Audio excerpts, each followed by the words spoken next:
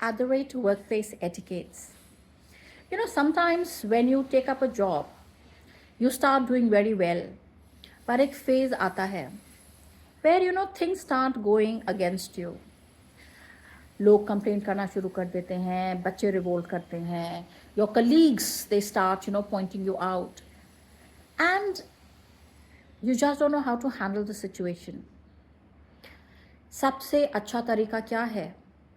सबसे अच्छा तरीका है, जब आप देखें दुनिया आपके अगेंस्ट हो गई है, डोंट बी एडमेंट. कई कई बार ना अपने आप को सेल्फ एनालाइज करना बहुत ज़रूरी है. हम जो भी करते हैं ऑफ कोर्स सोच समझ के करते हैं हर बार, एंड हमें ऐसा लगता है कि हम कोई चीज़ गलत कर ही नहीं सकते, बट कई कई बार ना थोड़ा सा लेंस बदल के देखना ज़रूरी होता है कि क्या रीज़न है कि ये लोग कल तक तो कुछ बोल नहीं रहे थे, सडनली इतना कैसे बोलने लग गए. So when you self analyse your self, क्या पता आपको ये तो पता चल जाए कि कुछ तो गड़बड़ है कहीं पर, and work upon it. sometimes we get our ego, we get our हम authority जो होती है ना, we feel authoritative that when I say my word is rule, we feel that. But many a times you have to be little careful. जब आप अपने आप को सेल्फ एनालाइज करते हैं, क्रिटिसिज्म ना, मैं ये नहीं कहती कि सब क्रिटिसिज्म सुनो, लेकिन सुनने के बाद एक बार उसे देखो कि क्या ये जो क्रिटिसाइज कर रही हैं, क्या मैं अपने आप को बदल सकती हूँ, if it's for your good. Sometimes what happens with time, we become content in however we are. हमें लगता है भाई हमारी ड्रेसिंग सबसे अच्छी है, हमारा बातचीत करने का ढंग सबसे अच्छा है, आई एम प्रोफेशनल.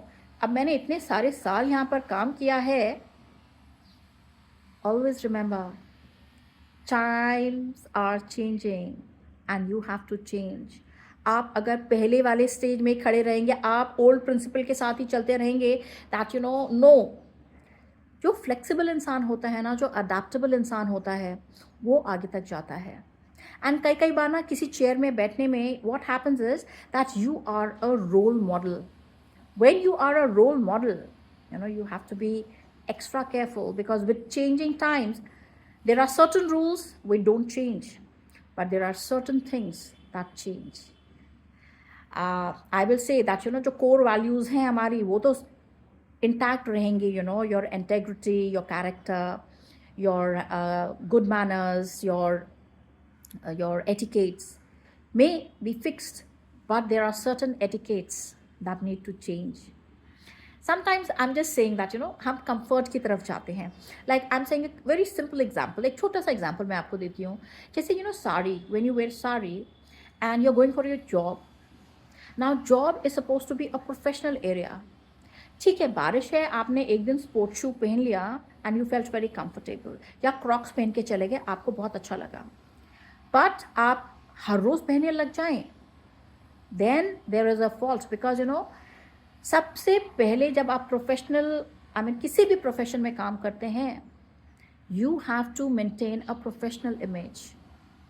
अगर आप अपनी इमेज को टेक फॉर ग्रांटेड ले लेंगे तो प्रॉब्लम है.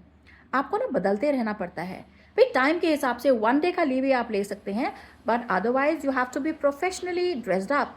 आप दूसरे को किस मुंह से पॉइंट आउट करेंगे अगर आप में कोई आपको पॉइंट आउट कर दे that excuse me, what are you talking about professional outlook, look at yourself first.